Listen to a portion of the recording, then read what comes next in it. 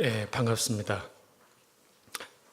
일본에서 오는 거는 큰일이 아닌데, 그런데 제가 그 시골을 산마루 교회 때문에 못 가는 것은 큰일입니다. 이번 주. 그 농사거리도 있고, 그다음에 내일부터 장마가 지는데 한 두세 시간 일만 하면 다 사실은 뭐 대비는 됩니다. 장마는. 그런데 이제 이번 주 못 가니까 2주를 못 가는 거죠. 그거는 큰일입니다.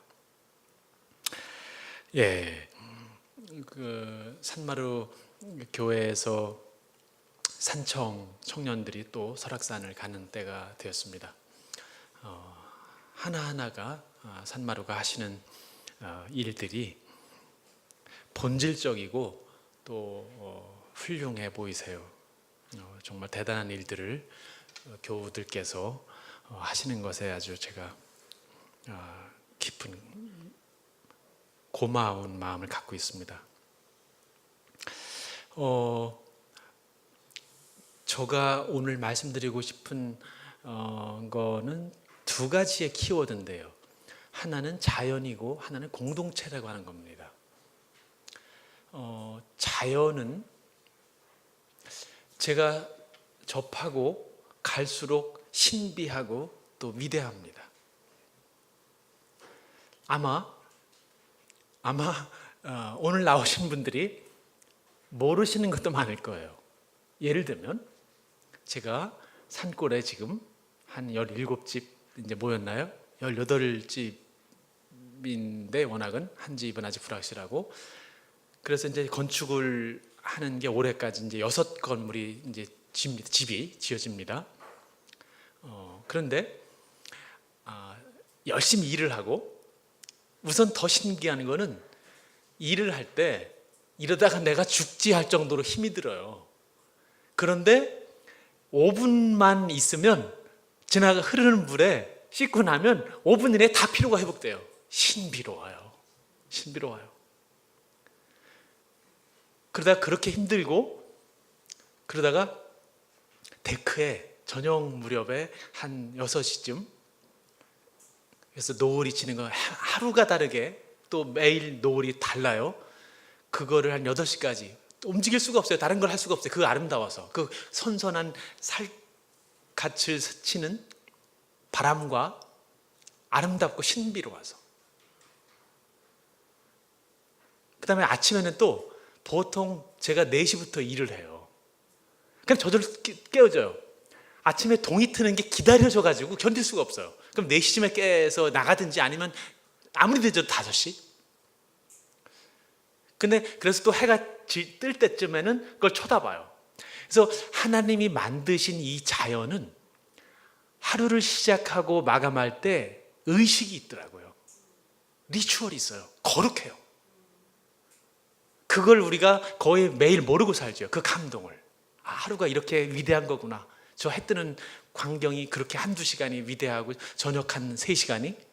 근데 어느 날 이제 우리나라에서 제일 유명한 이제 정신과 의사가 왔어요.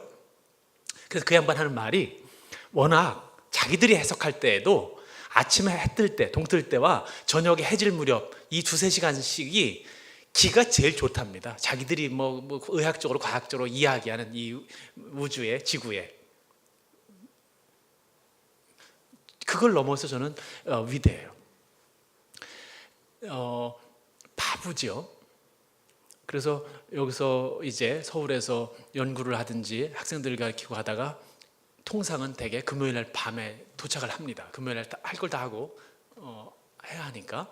그래서 금요일 날 밤에 한 11시쯤 도착을 해요. 막 걸어갈 때 제 발이 안 보여요. 땅이 보여야지 걷지. 그래서 자고 아침에 일어나면 먹을 게 단 하나도 없어요.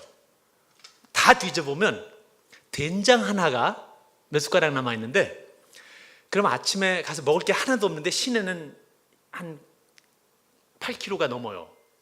그러니까 걸어갈 수는 없어요. 어쨌든 갔다 오면 벌써 한 3시간, 4시간이 갈 테니까.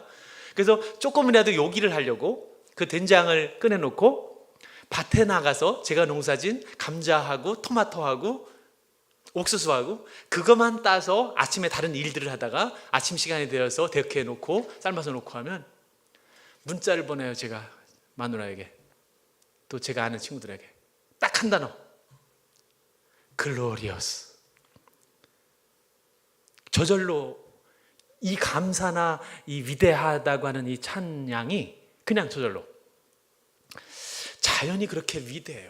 저는 그래서 예수님 생각을 할 때, 예수님이 베들레헴에서 나시고 갈릴리 호숫가에서 대체로 이제 사역을 하시고, 예루살렘에는 아마 고난 받으러 가시고 가끔 아주 어쩌다가 올라가신 것 같아요.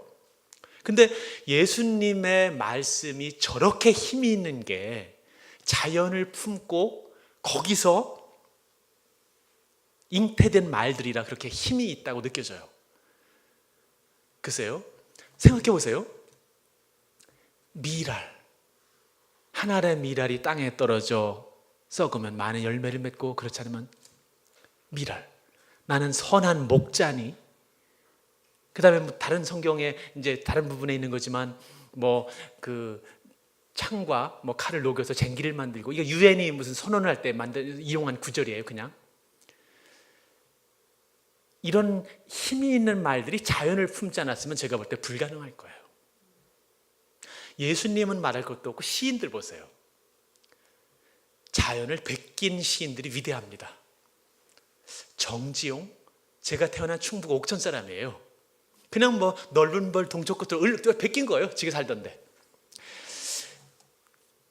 그 PD 이름이 뭐죠? 나 PD? 나영석 PD? 제 제자로 제가 주례를 했는데, 제가 볼 때는 그냥 지가 놀던 거 어릴 때 한 게 그 1박 2일 하는 거예요. 그냥. 소월 보세요. 김소월. 제가 저가 있는 대학의 그 국문과에 계시는 그 정현종 시인과 그 이제 한참 윗분이죠. 가끔 이제 여유를 부리고 찻집에를 가고 뭐 이렇게 그러시다가 이 어른이 이제 은퇴를 하셨어요. 그래서 그 다음에는 잘 못 배웠지만 대단한 시인이죠. 그런데 이제 선생님께는 제가 말씀을 못 드려요. 혼날까봐. 그런데 아쉬운 게 있어요. 자연이 좀 더 있었으면 얼마나 좋았을까. 국민 시인이 되지 않았을까. 이 자연의 힘, 자연의 힘. 이거는 제가 설명하는 것 이상으로 위대한 것 같아요. 자연이 모든 바보를 천재로 만들지는 못하지만은 웬만한 사람은 전부 다 위대하게 만들 수 있는 힘이 있는 것 같아요. 제가 제 그 아들놈을, 태어난 건 미국에서 태어났고 서울에서 자랐지만, 이제 어디가 가장 시골일까 산속일까 아무것도 사정을 모르면서 그냥 검색을 해봤어요. 그러니까 이제 뜬 게 집을 떠나니까 이제 기숙사가 있어야 될 것이고, 그래서 보니까 이제 거창에 고등학교가 하나 산속에 있다고 그래서 거기를 보냈죠. 자연을 배우라고. 제가 제일 흥분되고 신나는 문자가 있었어요. 가면 이제 가끔 문자를 보낼 때 아들이, 돼지 기숙사가 돼지우리관 같아요. 기숙사가 시골 학교니까. 남학생들은, 특히 여학생들은 좀 깔끔하고, 그런 데서 6명씩 방 안에 집어넣으니까 걔네들 짐과 책도 같이 있는 거예요. 그러니 제가 볼 때는 같이 어울려 자면 다리가 안 빠질 거예요. 이게 나 엉켜가지고. 근데 그런 애들이 3층까지 다 꽉 차 있으니까 어느 방에서 웅성웅성한 한 놈이 이제 으쓱하고 일어나면 다 일어날 거예요, 서로. 그러면 아침 5시 반쯤에 문자 왔어요. 아빠, 옆방 애들하고 축구 한 판 하기로 했어. 해가 뜰 때까지, 이제 학교 시작할 때까지, 한 8시 반, 8시쯤 시작할 때까지 지들끼리 죽으라고 뛰는 거예요. 운동장에서. 얼마나 신났겠어요. 제가 정말 보내기를 잘했구나. 근데 어떤 사람들은 2가지 오해가 있더라고요. 제가 보내니까. 어떤 일부는 이 교수가 거기 보낸 거는 같은 과 어떤 교수가 농어촌 특례로 특혜 받으려고 보냈지. 그래서 말이 안 나오더라고요. 그래서 뭐 그냥 말을 말았어요. 네. 또 한 부류는 이제 자식을 버렸는 줄 알아. 포기했는 줄 알아. 그냥 그렇게. 근데 누구보다도 제가 중고등학교 일부는 고등학교 시절을 서울에서 보냈지만 하루도 안 빠지고 걔를 학교 데려다주고 데려왔어요. 어떤 일이 있어도. 그러니까 누구보다도 자식에 대한 애착과 사랑과 저의 의지가 명백하다고요. 비전이. 근데 자기는 막혀버렸어요. 그 힘을 믿기 때문에. 근데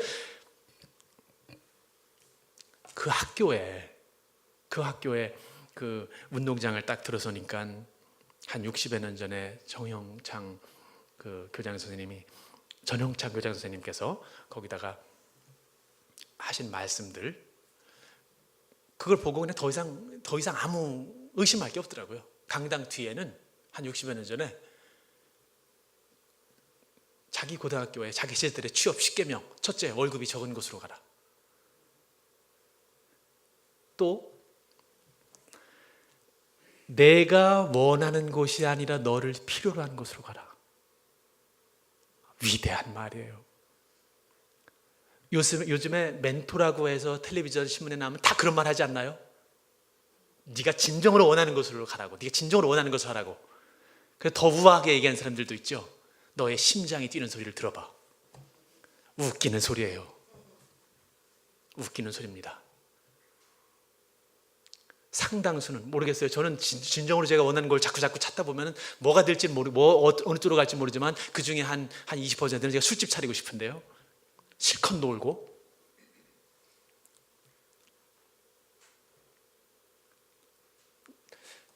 논어에 뭐 자기 적성을 찾아라. 그거보다 훨씬 더 위대한 소명을 찾는 거예요. 소명을. 내가 원하는 곳이 아니라 너를 필요로 하는 곳으로 가라. 이것보다 더 위대할 수가, 이것보다 더 힘이 있는 게 있을까, 이 세상에? 그래서 그거 그 다음에는 쭉 나가는 게 그런 거예요. 승진의 기회가 적은 곳으로 가라. 가운데가 아니라 가장자리로 가라. 면류관이 아니라 단두대가 있는 곳으로 가라. 10가지 쭉 있어요, 그렇게. 그런데 그래서 헷갈리죠. 학생들, 그래서 어떤 직업을 택할 수 있을 것인가? 그러니까 가서 제가 왔다 갔다 하는 사이에 결국 보니까 어떤 사람은 검사가 되려고 검사가 됐어요. 근데 자기가 어느 데로 발령을 되는지를 거기에 와서 발령을 기다리고 있더라고요. 졸업생이. 결국 학생들이 승진의 기회가 별로 적은 곳으로 가라. 월급이 적은 곳으로 가라. 뭐예요, 거의? 정말 중요한 전문직이나 정말 중요한 사람 되는 것밖에는 별로 없어요. 그냥 누구나 아무데나 원하는 그거 아니라고요, 보니까. 실제로 그걸 1차원적으로 받아들이더라도 그 큰 뜻을 제하고. 근데 대다수의 중고등학교에서 고등학교만 돼도 축제에 고3들 참여를 못하게 할 거예요, 아마 되게. 축제에도 시간 낭비라고. 근데 거기 일주일 동안 봄에 일주일, 가을에 일주일 수업을 전혀 안 해요, 그냥. 고3까지도. 그래서 지들끼리 합창제, 연극제, 체육대회. 그래서 체육대회 한다고 해서 가보면 선생님이 안 보여요. 지들이 심판 보고 지들이 상 주고.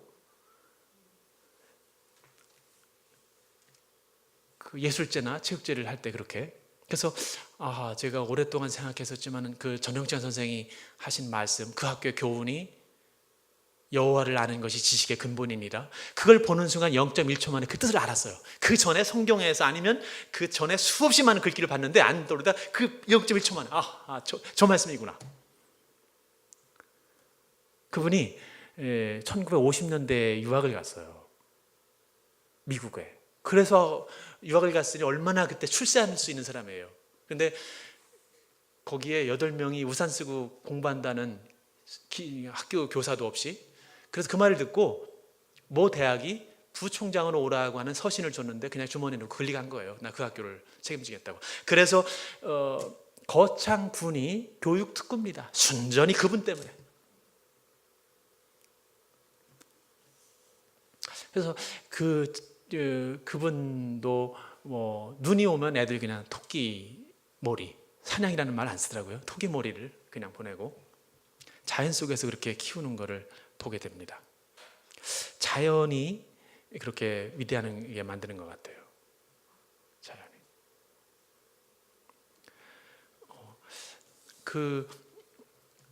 아마 그것은 하나님이 만든 태초이기도 하고, 그 다음에 순수, 광야, 모든 것을 품고 있어요. 밤에 무섭죠. 저만 있어요. 원골짜기에. 저만. 그래서 바람이 휙 불면 꽝 하고 막 가만히 아무것도 없으면 안 무섭겠죠. 그런데 그래도 남자니까. 근데 빵 소리가 나기도 하고 휙 소리가 나기도 하고 깜짝 놀라는데 순간적으로 무서워요. 근데 글쎄요, 그런 두려움이 사람에게 필요한 것 같아요. 얼마나 그래도 겸손해지고, 그래서 막 밖에 어른거리니까, 밖에 유리창 밖으로 막 어른거리고, 뭐 어른거려봤자 예수님 모습이 어른거리겠지. 그 다음에 또 아침에 오면 기다려져요. 무서우니까. 그래서 이런 자연이나 광야가 신앙적으로도 좋구나 하는 그런 생각을 하게 됩니다.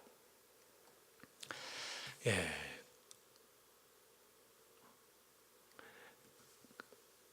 여러 가지를 보게 되는데, 비가 올 땐 박완서 선생이 쓴 누가 그 많던 싱을 다 따갔을까, 뭐 그거에 나오는 표현인데, 저는 어릴 때부터 많이 봤죠. 시골에서 소나기가 위에서 쏟아진 줄 알아요, 사람들이. 도시에서 크면 소나기가 위에서. 근데 그분은 그렇게 썼죠. 소나기가 먼 벌판에서 군대처럼 쳐들어온다는 사실을 도시 사람들은 모른다. 그러면 우리들은 소리를 지르며 뛰기 시작한다. 그래도 도착하기 전에 항상 비는 쏟아졌다. 제가 죄송해요. 제가 애를 여름 낳았어야 되는데 애를 하나밖에 못 낳아가지고 그래서 그게 대단한 표현 아니에요, 그런 것들이. 그래서 얘기를 해줬어요. 소나기가 그렇게 오는 거라. 근데 이주연 목사님 쫓아다녀가지고 저기 산마루 거기 농장에서 그냥 그거 알죠. 목사님이 애들이 일을 해봤자 얼마나 하겠어요. 그거를 일도 못하는 놈들 붙들어다가 거기서 일 시켜가지고 애들을 경험하게 하려고, 키우려고. 근데 거기서 또 이제 지들 딴에는 하루는 지가 그지같이 끌려왔어요. 그래도 이제 그지가 집을 한 2km 걸어서 오는 거 아니에요. 근데 비가 온 거예요, 소나기가 진짜로. 그러니까 저렇게만 오거든요, 소나기가. 그 표현을 그대로. 하루는 학교에서 최우수상을 3개를 타왔어요. 그래서 보니까 그 얘기를 쓴 거예요, 딱 거기처럼. 그러니까 아이들에게, 또 어른들도 마찬가지지만은 자연을 경험하는 것은 너무도 중요한 문제 같아요. 특히 아이들에게는 그 기회를 주는 것은 위대하게 만드는 기회 같아요.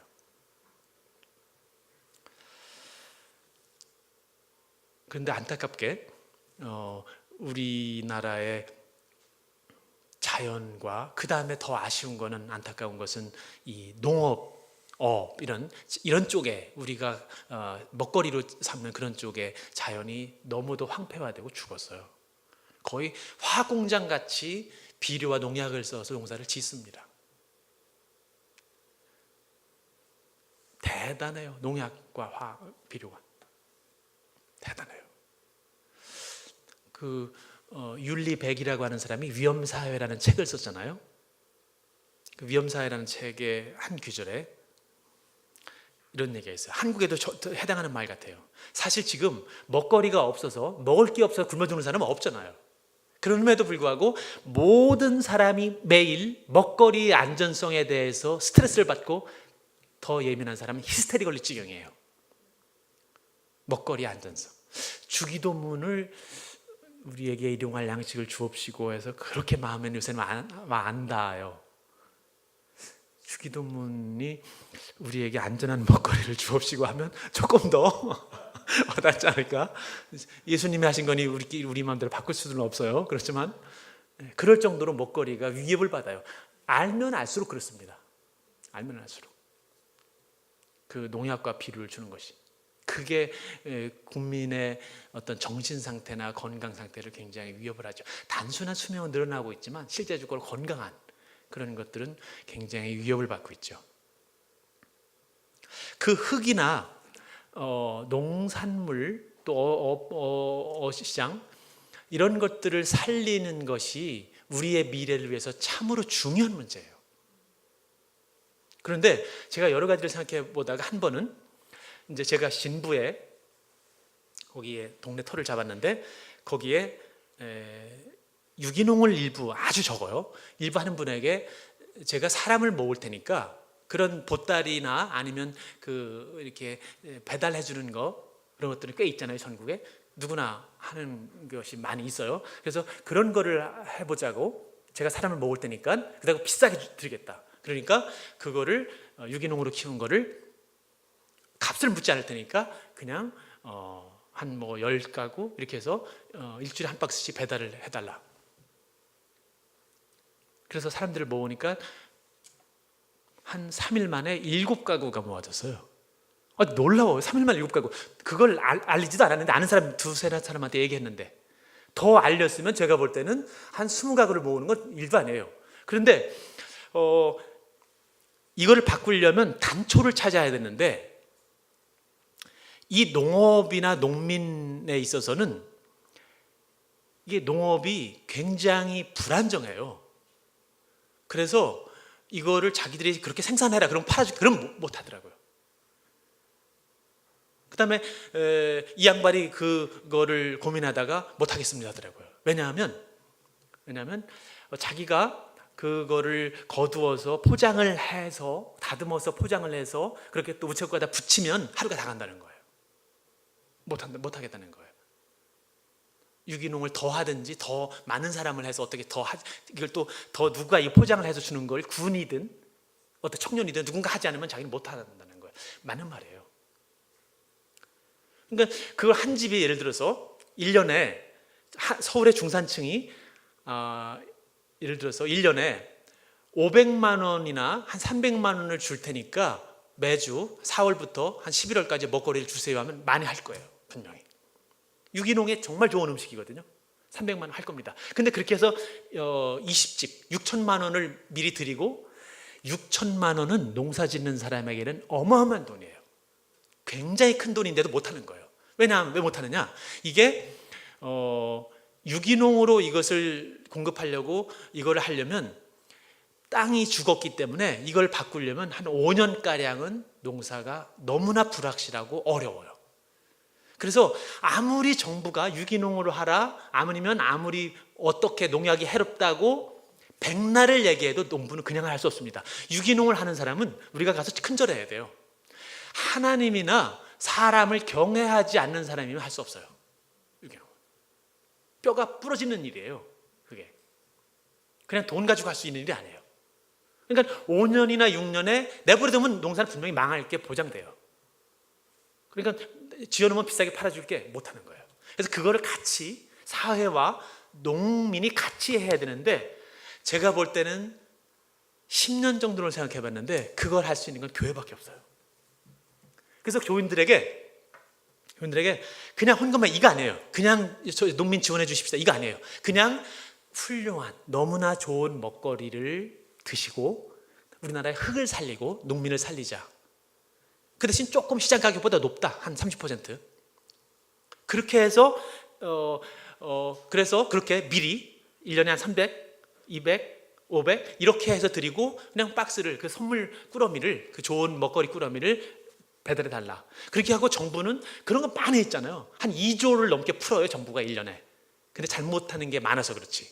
예를 들어서 사회적 기업, 마을 기업 이런 걸 한 2조쯤 푸는데 제가 작년에 그걸 심사를 하다 보니까 거기에 1억 원을 풀 때마다 마케팅이 3천만 원이 돼요. 아무리 많아야 4천만 원. 마케팅이. 순이익이 아니에요. 마케팅이. 이게 그런데 어떻게 기업이 되겠어요. 이러니. 그 다음에 또 실태를 알고 보면 사회적도 아니에요. 공동체성도 없어요. 적어요. 그러니까 그런 관이 일방적으로 하는 정책 그런 것이 그렇게 어렵기 때문에 그 다음에 근본적인 열정이 안 들어가 있잖아요. 거기에. 흙이나 이웃이나 그런 거에 대한. 제가 볼 때 유일한 게 교회입니다. 흙을 살리고 한국의 농업을 살리고 먹거리를 풍성하게 할 수 있는 교회가 예를 들어서 한 300명 나오는 교회가 우리나라 농촌 마을을 3개, 5개 너끈히 살릴 수 있습니다. 흙을 다 살릴 수가 있어요. 아마 그 운동만 해도 교회를 다시 볼걸요. 한국 사회는. 우리 교회 내부에서는 우리끼리 좋다고 하지만 젊은 학생들이나 사회는 굉장히 비판적으로 봐요. 중립적인 존재로도 안 보는 것 같아요. 인터넷에는 낯뜨겁죠. 기독교를 앞에 기자를 바꿔요. 아마 이런 운동 같은 경우 어느 교단이든지 어느 교회든지 그러면 명백해요. 보장됩니다. 바뀌는 게. 공짜로 그냥 속도 모르고 헌금하라 소리도 안 해요. 그냥 좋은 음식을 들으시면서 방향만 잘 올바로 우리가 길을 닦여서 가면 난 위대한 변화가 올 거라고 생각해요. 이미 5, 60년대에 부산, 경남 이런 지역에서 활동했던 캐톨릭 수녀회에서 그런 운동을 하다가 사라졌는데, 거기서 내세웠던 게 농민은 도시인의 생명을 책임지고 도시인은 농민의 생활을 책임지자가 구호였어요. 그래서 그렇게 도시와 농촌이 같이 살려고 했던 게 있었다고요, 근대화 초기에. 근데 그런 것들이 지금은 막 또 시장의 힘에 의해서 막 흐트러졌죠. 그래서 제가 볼 때는 우리의 교회도 자연, 그 속에서 농민 아니면 어촌, 자연, 그 다음에 공동체, 이 두 가지를 다시 봐야 할 것 같아요. 공동체라는 것이 저의 두 번째 키워드인데, 공동체.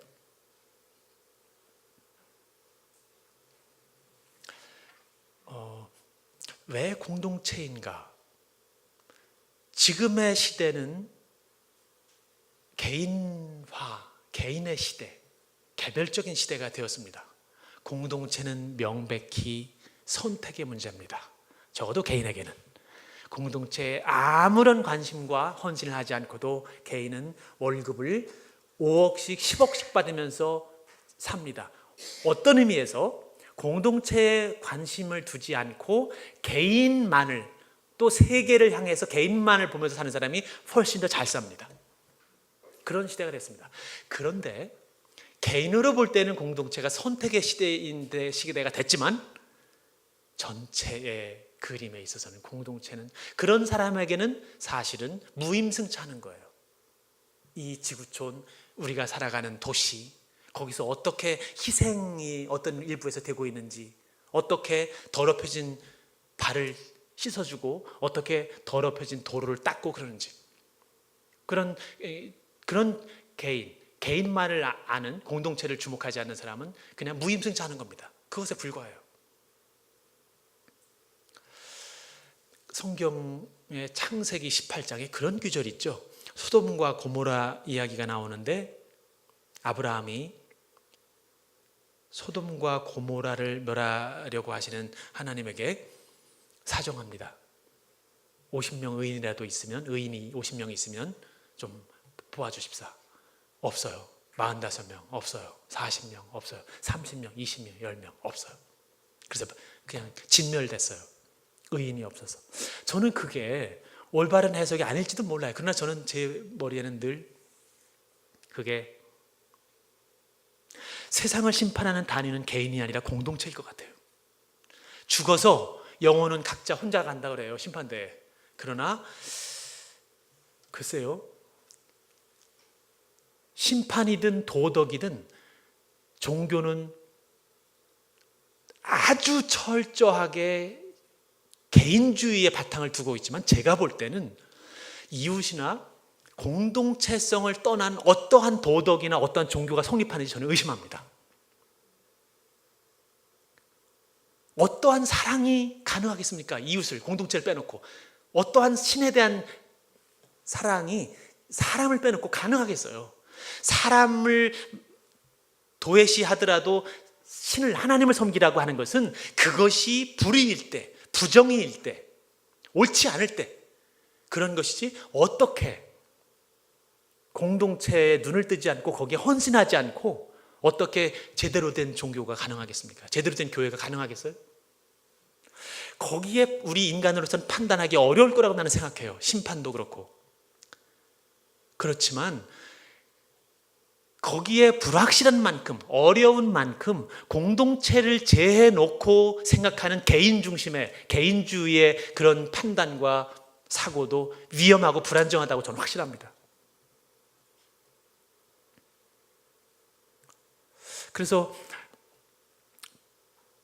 공동체라고 하는 것을 이제 신앙인들이 대단한 열정을 가지고 주목을 해야 할 때가 된 듯 싶어요. 한국은 지금 무역액으로 따지면 세계 7위, 8위, 경제력으로 따지면 세계 12위, 국가 경쟁력으로 따지면 세계 한 30위, 행복도는 60위나 한 112위권까지 갑니다. 공동체성, 공동체가 와야 돼서 그렇습니다. 공동체가 와야 돼서. 이것을 회복하지 않고는 행복도를 높인다, 살기 좋은 나라가 된다, 헬조선을 바꾼다, 어려운 일이에요. 경제 무슨 소득을 올려서 가능하다? 불가능한 이야기입니다. 이제까지 우리가 경험으로 압니다. 그거 올려서 실패했다는 것을. 제가 지금 조금 전까지 일본 출장을 했잖아요. 근데 일본에 500년, 800년, 1000년 된 맛집이 축제가 그 다른 아닌 공동체예요. 제가 일부러 물었어요. 관료들에게. 거기서 관이 지원하느냐? 아니래요. 그냥 주민들끼리 어울림. 그거 준비하느냐고 6개월, 2개월 보내요. 출양한 사람들이 자기 고향에 그 맛집이 참여하려고 흥분해가지고 막 울어요. 막 초청이 오면. 그 다음에 거기에 또 대표한 청년을 또 뽑아요. 지원을 해서. 그것도 나이 많은 어른들이. 그걸 또 울어요. 눈물을 흘리고. 같이 준비하면서의 2개월, 10개월 어울리는 그 어울림. 그 어른들이 항상 나이 많은 어른들이 결정을 해요. 이 속에서 나이 많은 어른을 무시하고 그럴 수 있을까요? 그 준비의 과정에서 어울림의 기쁨, 즐거움. 일본은 기독교 신앙은 적지만 공동체에 대한 헌신과 그 어울림, 그건 대단히 높아요. 대단히. 신앙이 없어서 금방 멸망할 것 같지 않습니다. 애교관들하고 밥을 먹었어요. 애교관들이 걱정합니다. 전직 애교관은 아무래도 한국이 잘못하면 일본에 또 당할 수 있다고 우려하고 다 침묵했어요. 침묵이 거부의 침묵이 아니었습니다. 현직 애교관은 그랬어요. 현직 애교관은 이렇게 일본과 대항해서 한국이 이길 수는 없을 것 같다고. 이 일본을 한국은 전략적으로 활용해야 되는 나라라고, 같이 공생해야 되는 나라라고. 맞는 말이에요. 그래서 그 사람들의 그 공동체성, 그래서 기독교가 없다고 하는 것만 우리가 일본을 얕잡아보고 탓할 것이 아니라 우리는 그런 사람들이 가진 그 위대한 그런 공동체성 같은 것을 우리는 신앙 안에서는 더 가져야 될 것 같아요. 그게 거꾸로 생각하면 이게 뭐예요? 우리는 신앙은 훨씬 더 있다. 다른 걸 뭘 냈을 거예요? 공동체성은 분명히 우리가 적다. 제가 400km를 이동을 했는데 휴지를 한 조각도 못 봤어요. 제가 부암동에서 택시를 타고 오면서 휴지를 세어봤어요. 한 100대 1. 여기서 움직인 거리는 한 20km 됐나요? 일본에서 움직인 거는 400km. 휴지를 한 장도 못 봤고 여기는 100대 1. 휴지 한 100 몇 건. 어떤 면에서 우리가 작용할까요? 그러니까 우리가 자학을 하자는 얘기가 아니라 우리의 그 가능성, 좋은 점, 그런 것들, 신앙을 가진 거는 우리는 또 위대한 거니까, 그래서 그거를 가지고 사회나 공동체에 손을 내밀어서 그것을 변화시키는 것이 정말 필요하다는 생각을 하게 됩니다. 요즘에 그 교회를, 사회가 그렇게 우러러보지 않는 것에는 여러 가지가 있을 것 같아요. 뭐 신앙이 처음 들어올 때는 모든 것을 앞섰죠. 영어를 앞섰고, 문물을 앞섰고, 문화를 앞섰고, 기회가 더 열려 있었고. 근데 지금은 우리끼리 교회 안에서 순수하게 얘기하면 신앙에 입각해서 생활을 하려고 하는 거겠지만은, 크게 비판적으로 보자면 그냥 기복적인 게 많이 있고요. 그냥 자기 생활에 그치는 거. 그래서 그런 마음에 우리 신앙의 지평을 넓혀서 공동체로 그렇게 문을 여는 것, 각 교회에 맞게 그 길을 찾는 것은 굉장히 중요한 문제 같습니다.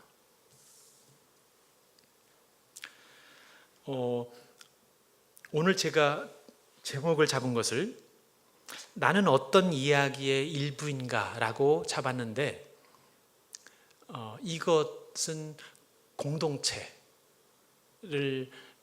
향한 그런 사실 말입니다. 글쎄요, 저도 노력을 하려고는 합니다만은 부족한 거 투성인데, 교회에서 직분을 맡고 있다면 그래도 어떠한 위대한 실패한 이야기의 주인공은 되어야 되는 게 아닌가 싶어요. 어떤 실패한, 그래야 자격 있는 거 아닌가 싶습니다. 저 스스로 그렇게 자책을 합니다. 그것이 공동체를 살리는 것이면 뭐 그 중에 하나일 테고, 아마 그게 가장 큰 이야기겠죠. 그 이야기의 주인공. 그것들이 대부분은 실패하죠. 적어도 단기적으로 볼 때는. 그러나 길게는 이기는 길이고, 단기적으로 우리의 삶 자체로 생애만 놓고 보자면 실패에는 보장돼 있죠. 다 이기는 건 어려울 겁니다. 이 세상에서. 그 이야기의 주인공은 되어야지 되는 게 아닌가. 그게 그 사람이, 저 사람은 어떠한 꿈을 아니면 어떠한 시도를 또 무엇을 어떻게 한 사람이라고, 그게 뭐 어떻게 뭐 100억을 벌고 뭐 야구 뭐 4할대를 치고 이게 뭐 막대기 휘두르는 것밖에 더 있어요. 거기에 의미가, 비전이 없으면, 영혼이 없으면. 그런 거 말고 그런 올바른 방향의 그런 위대한 이야기. 그래서 나는 어떤 이야기의 일부인가? 그거에 저 스스로는 어떤 이야기의 일부로 남을 것인가? 나는 어떤 이야기의 일부인가? 이 말은 사실은 공동체주의자들이 중시하는 말이에요. 공동체주의자들이 개체주의, 자유주의에 맞서서 나는 어떤 이야기의 일부인가에 우리는 답할 수 있어야 한다고. 근데 신앙인들은 정말 큰 이제 디딤돌을 이미 또 상을 받은 거죠. 그 큰 이야기의 일부에 들어선 거죠. 이미. 거기서 방향만 좀 더 잘 찾는다면. 노무현 대통령이 돌아가시기 직전에 한 말씀이 있어요. 나는 봉화산 같은 존재라고. 산맥이 없이 혼자 잠깐 튀어나와서 그런 사회 정치적으로 나는 그런 존재였다는 의미로 얘기를 한 거죠. 나는 봉화산 같은 존재였다고. 큰 이야기의 일부가 아니기 때문에. 신앙인, 정말 참된 신앙인이라면 그런 얘기는 안 했을 것 같아요. 저는 그분을 존경하고 항상 투표했고 그분을 향해서 그랬지만 어려움에 처해서 그분은 이제 그런 말씀을 한 것인데, 특히 젊은 청춘들은, 또 학생들은 나는 어떤 이야기의 일부인가? 어떤 이야기를 찾아서 그것의 일부가 되는 것. 그러면 사실 산맥이 없이 조금 솟아올라서 한 것보다 얼마나 힘이 있어요. 그 인생이. 그 죽음 이후까지도 그 이야기의 일부로, 산맥의 일부로. 그게 공동체에서 우리가 만들 수 있고, 또 공동체를 지금의 한국 사회에서는 회복하려고 하는 시도, 그 안에서 우리는 그 이야기의 일부가 되는 것이 가능한 것 같아요. 그게 위대한 것이고.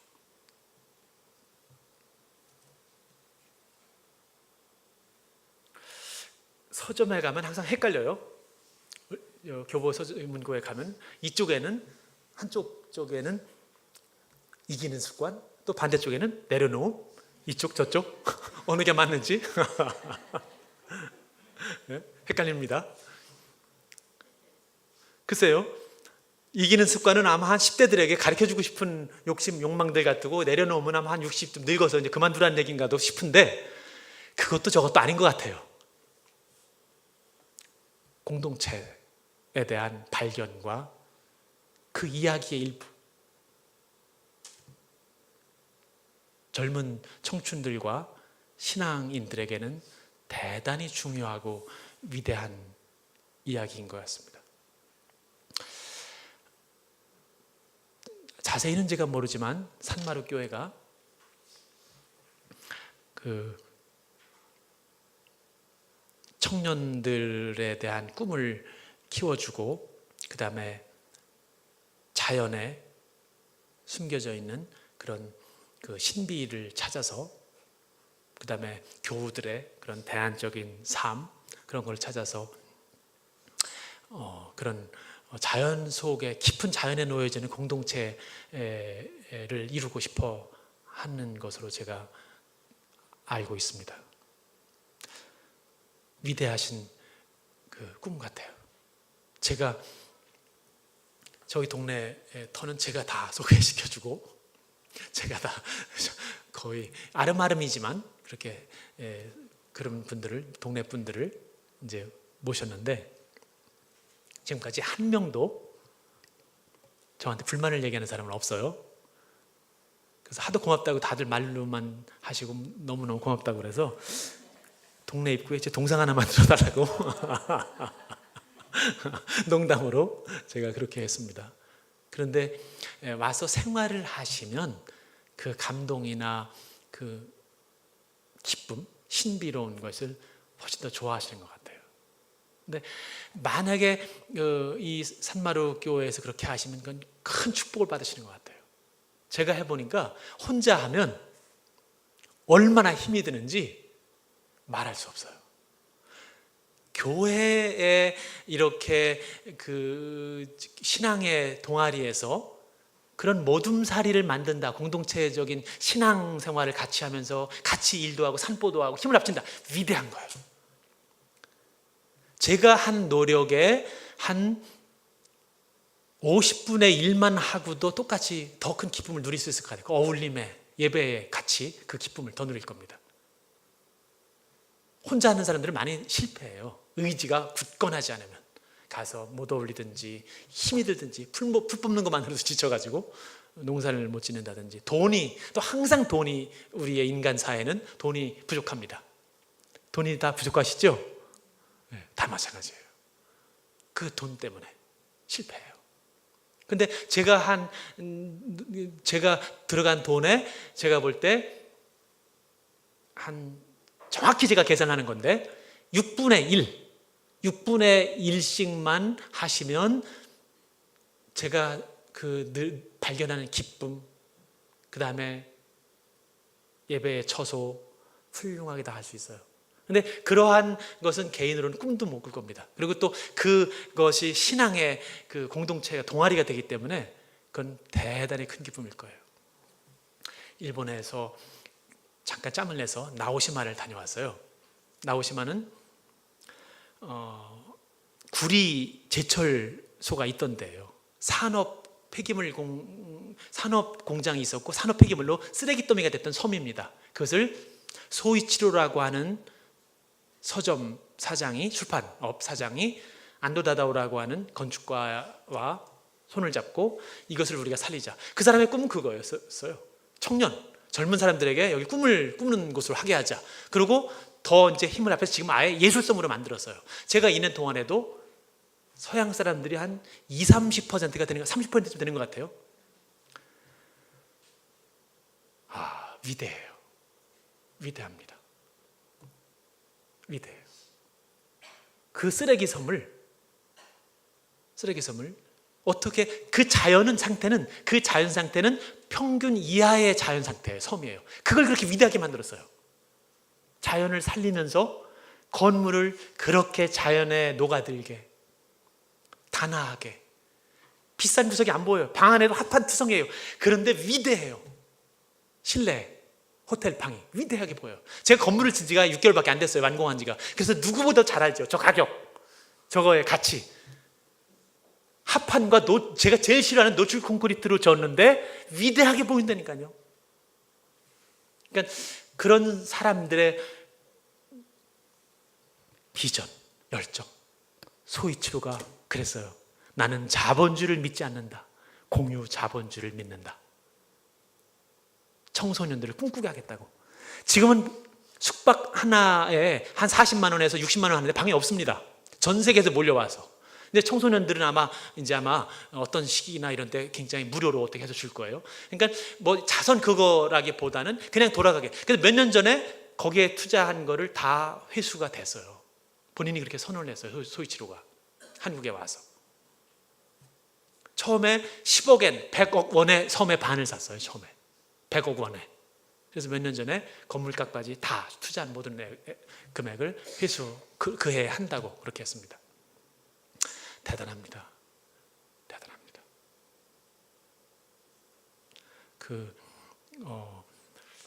자연과 그런 사람, 그 다음에 그 같이 어울림의 철학을 가진 사람들이 그 하는 그 작품, 건물 그런 것들은 굉장히 상통하는 것 같아요. 마치 미술관이 지중미술관은 성당 같아요.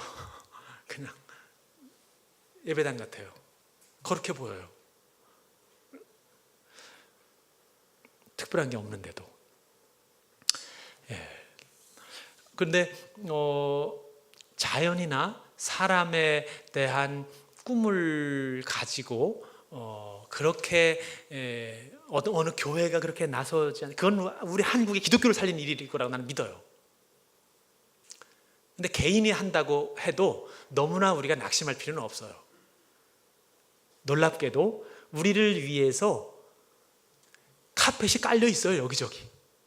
그래서 제가 한 10몇 년 전부터 전국에 공동체가 살아난다고 하는 데를 몇 군데를 뭐 많이 가봤죠. 수십 군데를. 근데 그 중에 예를 들어서 뭐 단양의 한뜸이, 화천의 토곰이, 어디에 뭐 놀라워요. 여지없이 그거를 바치고 있는 사람은 장로예요. 그래서 기독교가 이렇게 욕을 먹는데도 이렇게 숨어있는 일꾼들이, 미랄들이 있구나 하고 감동받았어요.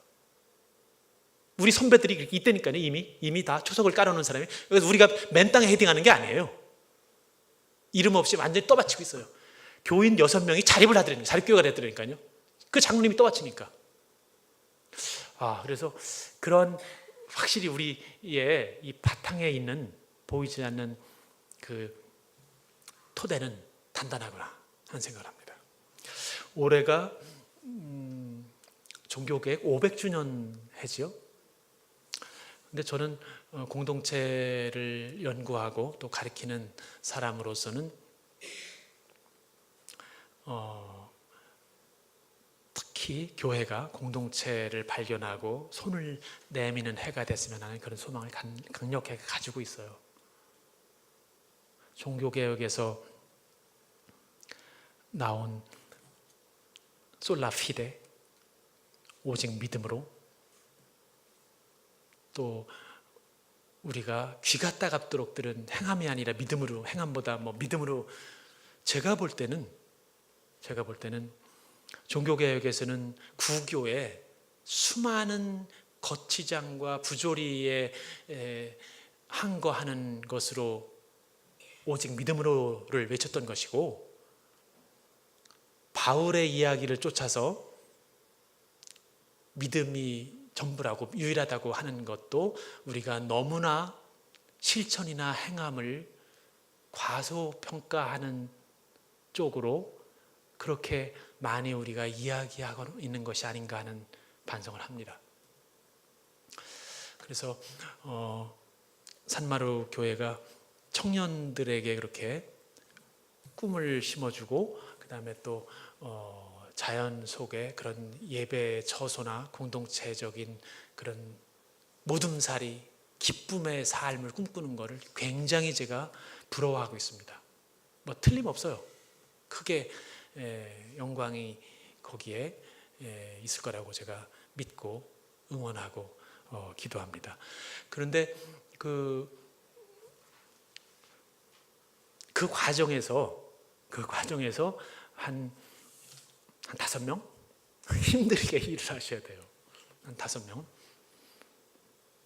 제가 처음에 동네를 혼자 한 20집, 이제 30집까지는 갈 거예요. 곧. 그래서 잘하면 미술관도 하나 유치를 하고. 근데 그렇게까지 하다가 힘이 얼마나 드는지 예전에 그 얘기가 떠올랐어요.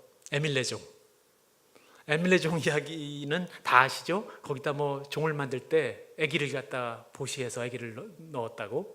근데 제가 보니까 그건 아닌 것 같고, 아마 절을 짓고 그 종을 그 크게 만들고 그 큰 역사를 하다가 아마 사람이 죽은 것 같아요. 힘들어서 사람 죽었다는 얘기 같아요. 그래서 개별적으로 하면은 에밀 레종 같이 힘들어요. 제가 해보니까.